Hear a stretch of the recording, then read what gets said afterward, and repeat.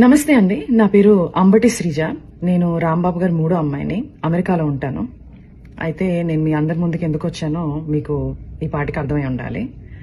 మా ఇంటి మీద 3 రోజుల క్రితం పెద్ద దాడి జరిగింది. అయితే ఈ దాడి ఎలా మొదలైంది?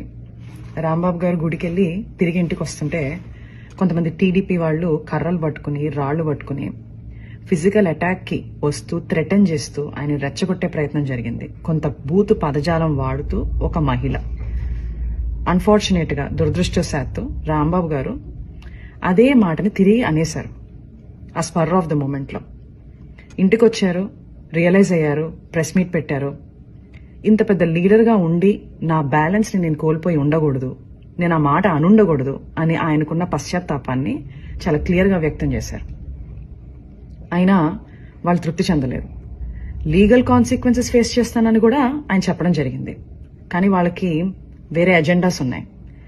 టీడీపీ గూండాలు తండోపతండాలుగా 9 నుంచి 10 గంటల పాటు నిర్విరామంగా మాట అన్న మనిషి మీద అటాక్ మాత్రమే కాదు, ఆయన కుటుంబం మీద, ఏమీ తెలియని రాజకీయాలతో సంబంధం లేని మా మదర్, మా సిస్టర్స్, వాళ్ల పిల్లల మీద అటాక్ చేయడం జరిగింది.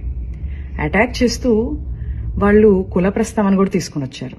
కాపు ఎల్ డాష్ ఇలాంటి మాటలు మాట్లాడుతూ అటాక్ చేయడం జరిగింది. అయితే నాకు షాకింగ్ విషయం ఏంటంటే ఇదంతా కూడా ఎగ్జిక్యూట్ చేసింది, ఇంప్లిమెంట్ చేసింది ఎవరయ్యా అంటే ఒక డాక్టర్, సెంట్రల్ మినిస్టర్. అంటే ఆయనకున్న మేధస్సు, ఆయనకున్న ఈవిల్ థాట్స్ ని, ఆ క్షణంలో ఉన్న ఈవిల్ థాట్స్ ని సరైన మార్గంలో పెట్టలేకపోయిందా? ఇది నాకున్న అంతు చిక్కని ఒక ప్రశ్న. అక్కడితో వాళ్ళు ఆగలేదు. రాంబాబు గారిని అరెస్ట్ చేశారు.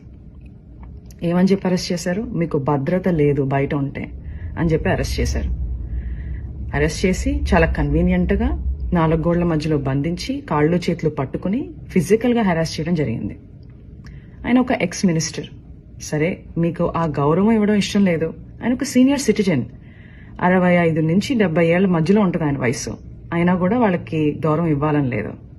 రాక్షసానందం పొందారు. అయితే నాకు అనిపిస్తుంది, ఇంతకుముందు మా ఇంట్లో వాళ్ళు అమెరికాలో ఉన్నాను, ఫారెన్ కంట్రీలో ఉన్నాను అని చెప్పి నా యోగక్షేమాలు కనుక్కోవడానికి తరచూ నాకు ఫోన్ చేసి మాట్లాడుతుండేవాళ్ళు. ఇప్పుడు ఆపోజిట్ అయిపోయింది సిచ్యుయేషన్. అయితే రోజులన్నీ ఒకటిలా ఉండవు. నిన్నటి రోజు ఈ రోజు ఉండదు, ఈ రోజు రేపు రాదు.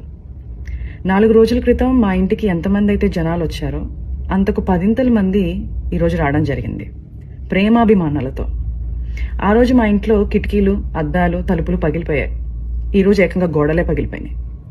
శ్రీ వైఎస్ జగన్మోహన్ రెడ్డి గారు మా ఇంటికి రావడం జరిగింది.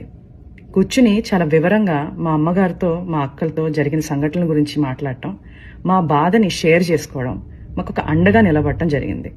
చాలా సంతోషంగా ఉంది. ఇవన్నీ చూస్తుంటే నాకు మా నాన్నగారు అనే మాటలు గుర్తొస్తున్నాయి. శ్రీ వెంకటేశ్వర స్వామి అండ మాపై ఉన్నంత వరకు మీరు మా పైన వేసే ప్రతి రాయి మా దాకా చేరేసరికి పువ్వుగా మారుతుంది. మీరు మమ్మల్ని తిట్టే ప్రతి తిట్టు ఒక ఆశీస్సుగానే మారుతుంది. ఆయనే మాకు ఒక రక్షక కవచంలా ఉంటారు. Thank you.